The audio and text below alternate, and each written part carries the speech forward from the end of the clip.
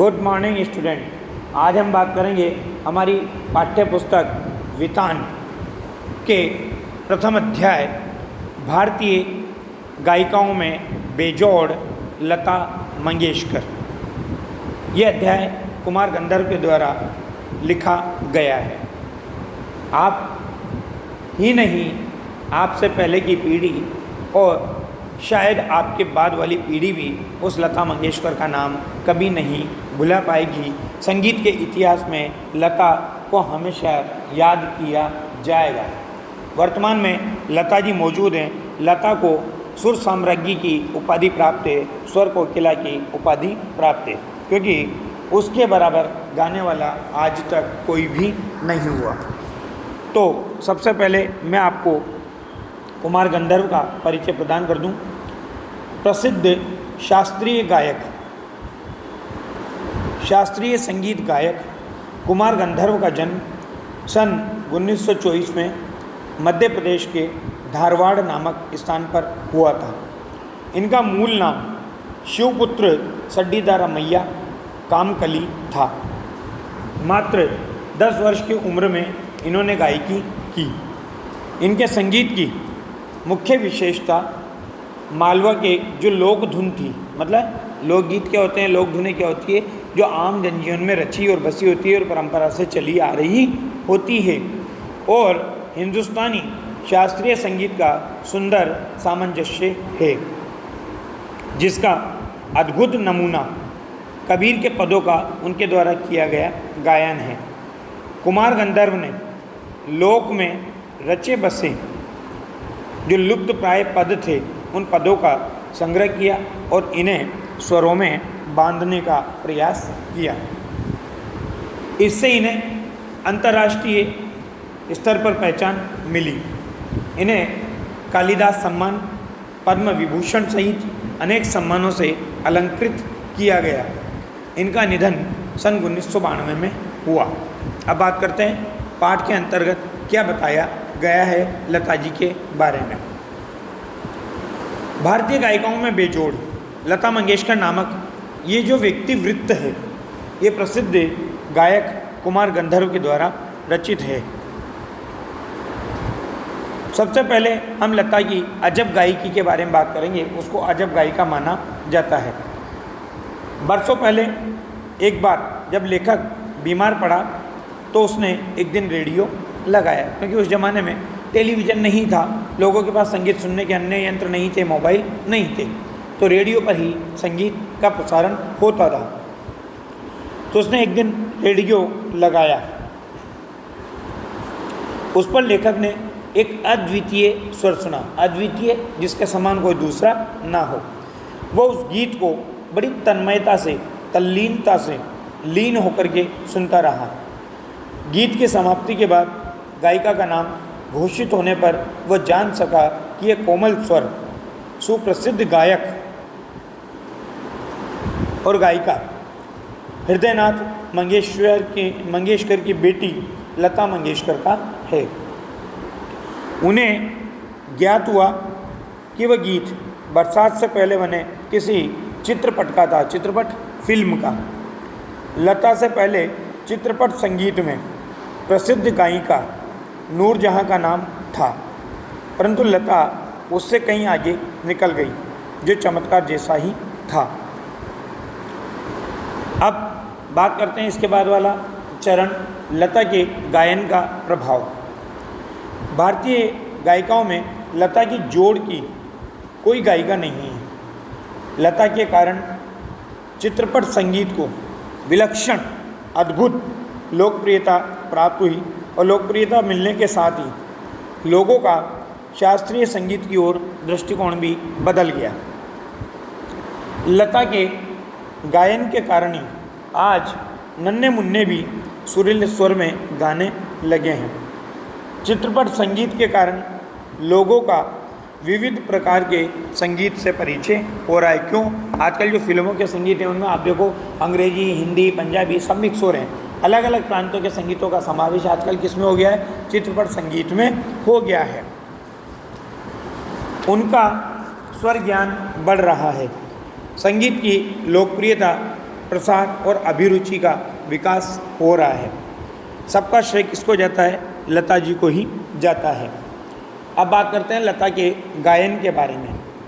शास्त्रीय गायकी और लता की गायकी में से सामान्य श्रोता लता की गायकी को ही अधिक पसंद करते हैं। इसका मूल कारण क्या है? उनकी विशेषताएं बता रहा है अब लेखक कि लता का गानपन, उसके स्वरों की निर्मलता, मादकता और सुरीलापन। श्रोता को रागों से नहीं, सुमधुर गानपन से मतलब होता है। लता के स्वर में 100% गानपन है। यही लता की लोकप्रियता का मुख्य मर्म है, रहस्य है। लेखक बताता है कि नूरजहां के गायन में मादक उत्तान होती है, वहीं लता के स्वर में एक कोमलता और मुग्धता है। संगीत दिग्दर्शकों को उस निर्मलता का जितना उपयोग कर लेना चाहिए था, वे उतना नहीं कर सके। अगली विशेषता है नादमय उच्चार। लता के गायन की एक और विशेषता है। अब इसके बाद संगीत निर्देशकों के प्रयास। ऐसा माना जाता है कि लता के गीतों में करुण रस प्रभावशाली रीति से व्यक्त होता है, परंतु लेखक का मत है कि लता ने मुग्ध श्रृंगार की अभिव्यक्ति करने वाले मध्य या द्रुत लय के यानी तेज गति से गाए जाने वाले गीत बड़ी उत्कटता से गाए हैं। गाने में संगीत निर्देशकों उनसे ऊंची पट्टी में गवाते हैं और उनके साथ अन्याय करते हैं। अब बात करते हैं शास्त्रीय संगीत में लता का स्थान। शास्त्रीय संगीत में लता के स्थान के बारे में पूछना प्रयोजनहीन है, क्योंकि चित्रपट और शास्त्रीय संगीत की तुलना नहीं की जा सकती। दोनों की ताल में अंतर होता है। चित्रपट संगीत में आधे तालों का प्रयोग किया जाता है। चित्रपट संगीत वाले को शास्त्रीय संगीत की उत्तम जानकारी होनी चाहिए, जो कि लता के पास निस्संदेह निसंशय है। शास्त्रीय गायक की 3 घंटे की महफिल का सारा आनंद लता की 3 मिनट की ध्वनि मुद्रिका से लिया जा सकता है। लता के एक गाने में स्वर, लय और शब्दार्थ का त्रिवेणी संगम होता है। त्रिवेणी आप जानते हैं, जहाँ पर 3 नदियों का मिलन होता है उसे त्रिवेणी कहा जाता है। तो यहाँ पर भी क्या क्या चीज़ हो गई? स्वर, लय और शब्दार्थ का संगम, और महफिल की बेहोशी उसमें समाई रहती है। वस्तुतः गाने का महत्व इस बात पर होना चाहिए कि उसमें रसिक को आनंद लेने की सामर्थ्य कितनी है। गाने की सारी मिठास, सारी ताकत उसकी रंजकता पर अवलंबित होती है। खानदानी गायिका का स्थान। संगीत के क्षेत्र में लता का स्थान अव्वल दर्जे के खानदानी गायक के समान ही है। यद्यपि खानदानी गवैयों का मानना है कि चित्रपट संगीत के कारण लोगों की अभिरुचि बिगड़ गई है, परंतु लेखक के अनुसार चित्रपट संगीत ने लोगों के कान खराब नहीं किए, उल्टे सुधार दिए हैं। अब लेखक अंत में बताता है चित्रपट संगीत का महत्व। लेखक बताता है कि शास्त्रीय गायकों ने संगीत के क्षेत्र में अपनी हुकूमतशाही स्थापित कर रखी है तथा शास्त्र शुद्धता को अत्यधिक महत्व दे रखा है। लोगों को शास्त्र शुद्ध और नीरस गानों के स्थान पर सुरीला और भावपूर्ण गीत चाहिए।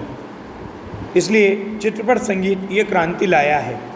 इससे लोगों की संगीत विषयक अभिरुचि में प्रभावशाली मोड़ आया है।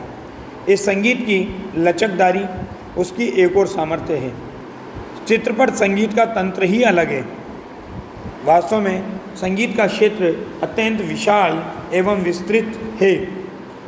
इसके अब तक अलक्षित मतलब जो कभी दिखाई नहीं देता या नहीं देखा गया असंशोधित जिसका कभी सुधार नहीं किया गया और अदृष्टिपूर्व जिस पर लोगों की दृष्टि न पड़ी हो।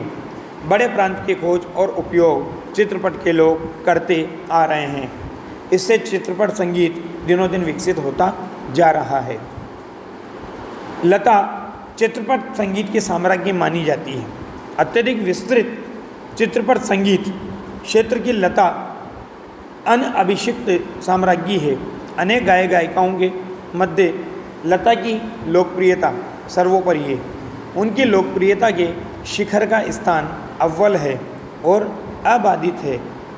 देश में ही नहीं परदेश में भी उनके गीत सुनकर लोग झूम उठते हैं। शताब्दियों में शायद एक बार पैदा होने वाला ऐसा कलाकार आज हमारी आंखों के सामने है, हमारे बीच में है। यह हम सबका परम सौभाग्य है जो हम ऐसे संगीतकार को देख पा रहे हैं, ऐसे गायिका को देख पा रहे हैं जो कि संगीत के क्षेत्र में एक ऐसे मुकाम पर, एक ऐसे स्थान पर पहुंच चुकी है कि उसके बराबरी करने वाला युगों युगों तक कोई आता हुआ दिखाई नहीं देता। धन्यवाद।